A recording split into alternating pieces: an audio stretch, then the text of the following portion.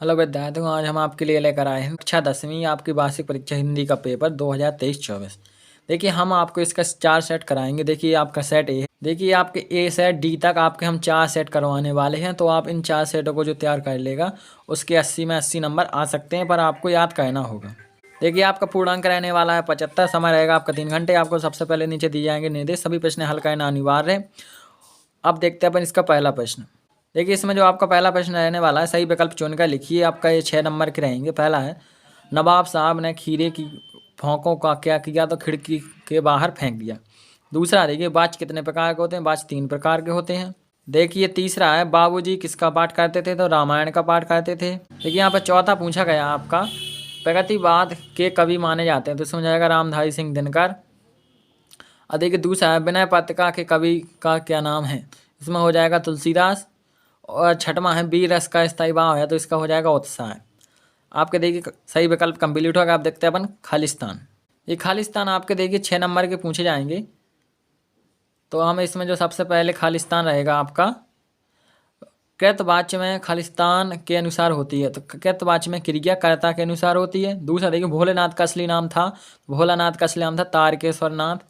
तीसरा देखिए, सूरदास के गुरु थे तो वल्लभाचार्य। और आपका चौथा है, सोटा छंद में खालिस्तान चयन होते हैं, 4 चयन होते हैं। और पांचवा, श्रृंगार रस का स्थायी भाव, श्रृंगार रस का स्थायी भाव रति। और छठवां देखिए, नेताजी की मूर्ति खालिस्तान की बनवाई गई, तो संगमरमर की। आपके देखिए राजस्थान कंप्लीट हो गया। आप देखते हैं सही जोड़ियाँ। देखिए सही जोड़ियाँ आपकी इस प्रकार रहने वाली हैं। आपकी 6 नंबर की सही जोड़ियाँ पूछी जाएंगी। देखिए पहला है, कई अंकों वाली रचना, तो इसमें हो जाएगा आपका नाटक। और आपका देखिए दूसरा, आदमी जात का आदमी, तो इसमें हो जाएगा आपका पपीतियों का देश, पतितों का देश। तीसरा देखिए, प्रत्येक, प्रत्येक में इसका आंसर हो जाएगा आपका प्रति प्लस 1।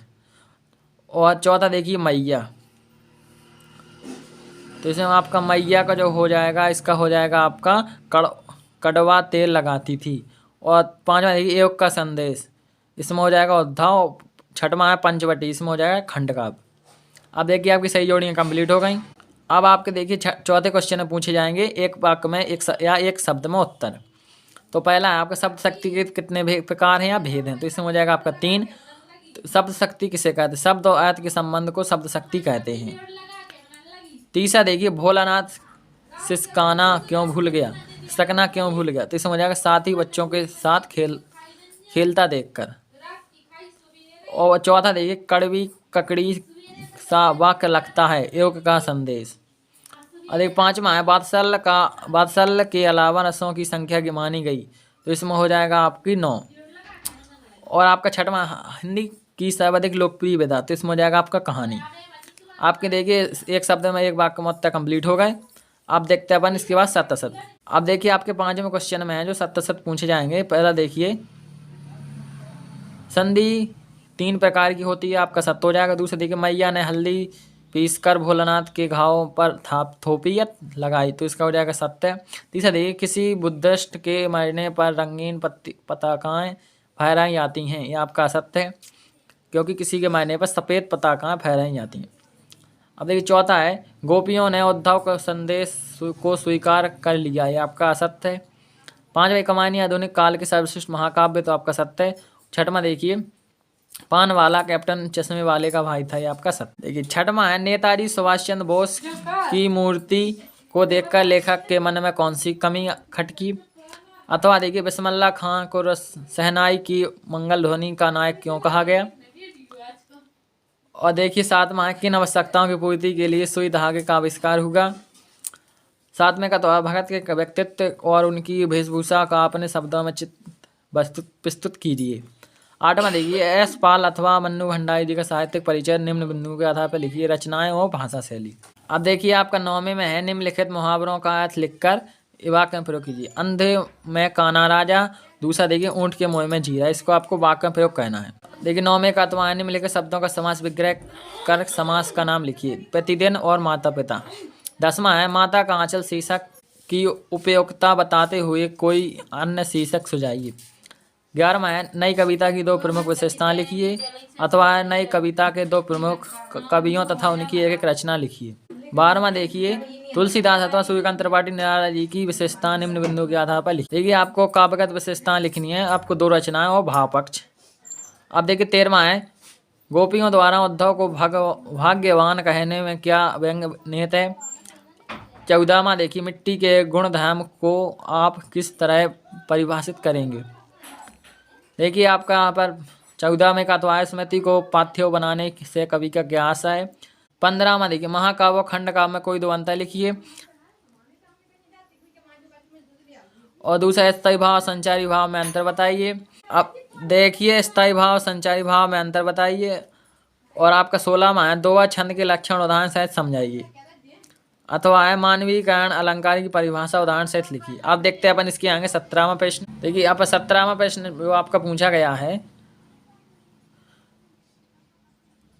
आत्मकथा और जीवनी में कोई दो अंतर लिखिए। अथवा रेखाचित्र और संस्मरण में कोई दो अंतर लिखिए। इसके बाद आपका 18वां निम्नलिखित गद्यांश की प्रसंग व्याख्या लिखिए। ये आपका दिया गया है नीचे प्रसंग, इसको आपको संदर्भ प्रसंग व्याख्या करनी है। एक आपको यहाँ पर अथवा में दिया गया है, आपको इसकी संदर्भ प्रसंग व्याख्या करनी है। अब देखते हैं इसके आगे 19वां प्रश्न। देखिए 19वें प्रश्न में आपके पूछा गया राष्ट्रीय एकता पर विषय अनुच्छेद लिखिए। राष्ट्रीय एकता विषय पर एक अनुच्छेद लिखिए। अथवा आतंकवाद के संबंध में कुछ व्यक्तियों के मध्य संवाद लिखिए। आपका संविधान 100% आएगा संवाद, आपको इसको तैयार कर लेना है। देखिए 20वां है, निम्नलिखित पद्यांश की सापेक्ष व्याख्या कीजिए। तो आपका ये गद्यांश है, इसको आपकी व्याख्या करनी है। अब देखिए आपका अथवा ये रहा आपके 20वें का। अब देखते आपका 21वां प्रश्न, प्राचार्य महोदय को बुक बैंक के पुस्तकें देने के लिए प्रार्थना पत्र लिखिए। अथवा परीक्षा की तैयारी की जानकारी देते हुए अपने पिताजी को पत्र लिखिए। आपका पत्र, अनुच्छेद और संवाद ये आपको पूछे ही जाएंगे। ये आपको चारों सेट में देखने को मिलेंगे, इसलिए आपको चारों सेट में सब संवाद और एप्लीकेशन और पत्र तैयार कर लेना। 22वां एवं आपका आखिरी प्रश्न है, निम्नलिखित में से किसी एक विषय पर लगभग 120 शब्दों में निबंध लिखिए। आपको देखिए 120 शब्दों पर निबंध लिखना है। पहला आपका देखिए दहेज प्रथा एवं सामाजिक समस्या। दूसरा देखिए विज्ञान की देन। तीसरा देखिए जल ही जीवन है। चौथा है वन संरक्षण और प्रदूषण की समस्या। यदि आपको किसी विषय पर निबंध आपको नहीं आता तो आप हमें कमेंट कीजिए, हम आपको कमेंट में इसका आंसर आपको पूरे करवाने वाले हैं अगले वीडियो में। तो मैं आपसे यही आशा करता हूं कि आप जल्द से जल्द क्वेश्चनों को तैयार कर लें, क्योंकि आपका ज़्यादा टाइम नहीं है पेपर में। और यदि आप इन चारों सेटों को पढ़ लेते हैं अच्छी तरह से तो आपके इसके बाहर पेपर नहीं जाएगा। जय हिंद, जय भारत। यहीं पर कहते हैं हम वीडियो को समाप्त। वीडियो पसंद आए तो लाइक कीजिए और चैनल को सब्सक्राइब कीजिए।